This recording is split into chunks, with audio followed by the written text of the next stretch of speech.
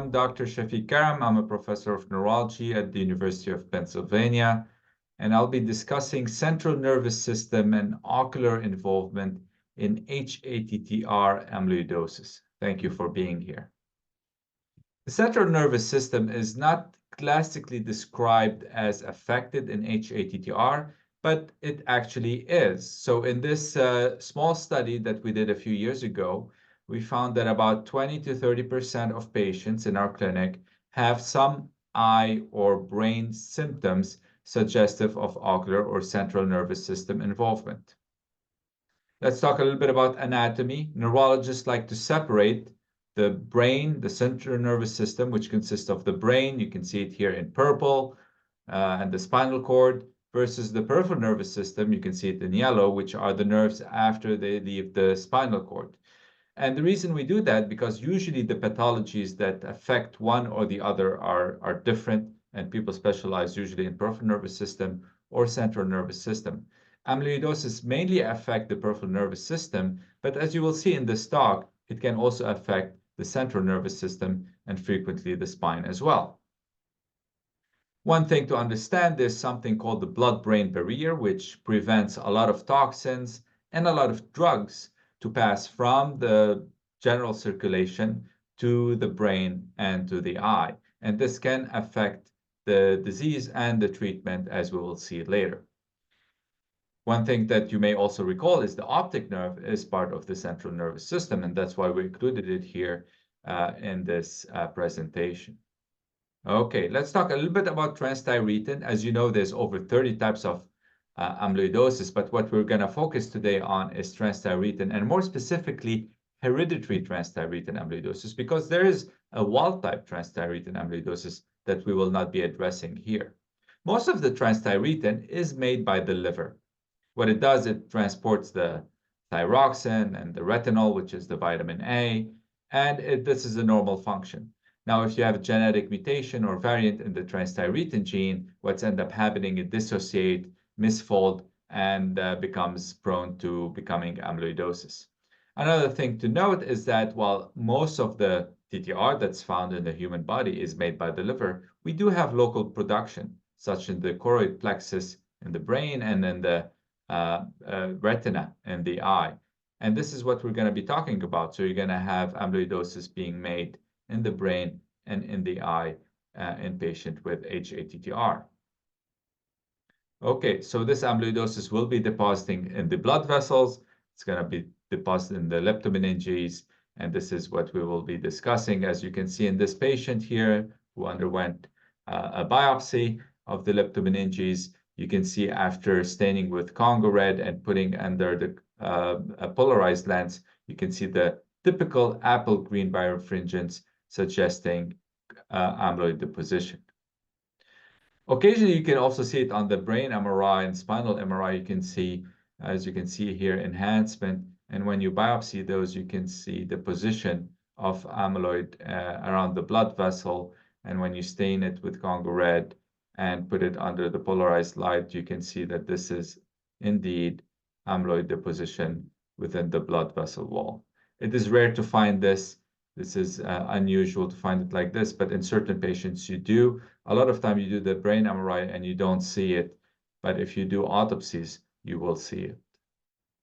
So what are these symptoms that the patient will present with? A lot of them are non-specific to amyloidosis, but in a patient with amyloidosis, you should suspect that they have amyloid involvement of the brain. Something that we note a lot is transient or focal neurological events, which look like a stroke. They present exactly like a stroke, but when you do the MRI, you don't find a stroke, and they typically resolve on their own. Some people can have cognitive issues, hearing loss, vision loss, and so forth. Now, as you may recall, in hATTR, the phenotype depends significantly on what type of genetic variant the patient has. And same thing with the CNS involvement. So as you can see here, the following variants have specifically CNS presentation, so they can be really difficult to diagnose with hATTR unless you have a family history. And some more common, like the V30M or Val30Met, can present with all neuropathy, cardiomyopathy, and ocular and CNS involvement. Now, this is a timeline, how we think these diseases start. So a lot of time patients have evidence of amyloid deposition on pathology very early on, but these don't cause any symptoms. So if you just look at the meningeal vessels, very early on, you have some deposition. But as the disease progresses and as people live longer, especially with the current treatment, remember, a lot of these patients used to die within 5 to 10 years, especially if the heart was involved. Now these patients with the current treatment that we have are living much longer, 10, 15, 20 or more years. And when you have that, the production in the amyloid in the brain is going to continue. And at that time, 10, 15 years later, you're going to start having symptoms, and you can also start to see it on the PET scan, as I'll show you in a little bit. This is a PET scan with the Pittsburgh compound. This is on A on the top upper left side, just to show you a negative control. And B, this is a patient with 8 years of symptoms, looks overall normal. This is a patient with 17 years of symptoms. As you can note here, it's taking up the compound much more. Still don't have any symptoms, by the way, so subclinical. And this is a patient with 24 years. And as you can see here, this patient does have symptoms, and as you can see, much more pronounced. Now, not as much as Alzheimer's disease, but you can tell, look at the yellow here, kind of pretty significant involvement. And clinically, they are also exhibiting symptoms. This is another study that looked at a large cohort of patients with V30M mutation, and they found that 31% had these focal neurological events like stroke, migraine, and seizures. But these diseases don't happen until 14.6 years on average after disease onset. And these patients, again, remember, they have liver transplant. So they don't have a lot of disease in the periphery. They may not even have neuropathy because you took care of the production of the abnormal TTR, because you put a new liver that doesn't make the mutated or the variant TTR, but the brain is still making the variant TTR. And this is how long it takes for the brain to start exhibiting the disease. So as these patients are living longer, and remember the TTR treatment that we have a lot of time are targeting the liver with the RNA and ASO, RNA interfering drugs, we're going to probably have more and more patients that present with central nervous event, and the disease phenotype will change over time. Another picture of a patient with CNS amyloidosis. This is when you have the position in the blood vessel, they become fragile. And as you can see here, you have a hematoma, intracerebral bleed, just like cerebral amyloid angiopathy. Really, this is how they're going to present. Okay, let's transition now to the ocular involvement, something that we also see and literally see in these patients, because you can observe it in the eye. You have production of amyloid, and that's going to interfere with the drainage of the liquid in the eye. It's going to cause opacification with floaters, but these are not your regular floaters that you shake your head and they go away. These persist, and they can be, when they get big enough, because you have amyloid deposition that stick on top of each other, it can interfere with the vision. You get a dark spot that needs to be removed. So certain mutation will have much more, like the TER114 cis, but also a lot of patients with V30M, which is the most common, will present with ocular involvement as well. And I've had several patients whose their first presentation was a big fat floater in the eye. This is how they presented with their first sign of amyloidosis. And eventually, when we removed that floater and stain it with Congo red, turned out to be amyloid, and did genetic testing and found that they had transthyretin variants. This is a study that looked at a very large cohort, 513 patients with ATTR V30M, and tried to figure out how often ocular complication happen. Dry eyes, not specific, but 80%.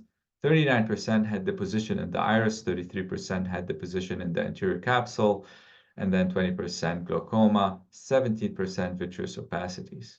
This is some of the findings that you can see, as I mentioned earlier, with the amyloid deposition in the eye. This is, again, these are the floaters here, and when you remove them and put them under polarized light and stain them in the Congo red, you see the apple green birefringence. And a lot of us now do OCT in the clinic, and you see this is the amyloid that deposits, and you can see it is like a flame-like, if you will, deposition in the back of the eye, and you can see it as well. Okay, so what are the investigation? You do your typical neurological investigation in patient with CNS disorder. Remember, the transient neurological event, you may not actually see any abnormalities. The Pittsburgh compound B PET scan, you can do that experimentally. We don't routinely do that yet. EEG audiometry, if somebody's having hearing loss, and obviously you refer the patient for the eye examination. You can do a CT if you have a neuro-ophthalmologist and you have the machine in the clinic.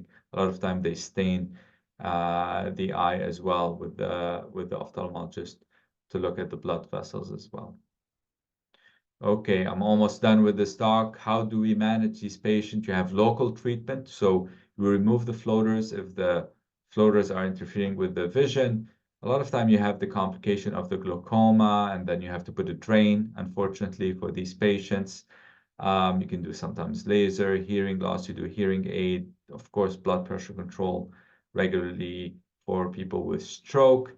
Now, for treatment of the amyloid itself, which is the main underlying problem, remember, the systemic treatment will not affect the amyloid that is in the brain and in the eye. So the RNA, the CRISPR that we're studying right now, the liver transplant that we used to do, we no longer do that, are unlikely to be beneficial. And the antibodies, it's questionable whether they can remove the central nervous system amyloidosis. However, we have some drugs like tolcapone, which we used to use for Parkinson. So we know it does penetrate the CNS very well, and it does stabilize the amyloidosis. So this is an experimental drug that we sometimes use, and there's eventually, hopefully, will be clinical trials.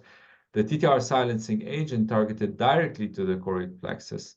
That's another drug that we can potentially use, being studied really in experimental process right now, not yet available for a clinical trial or for obviously commercial use.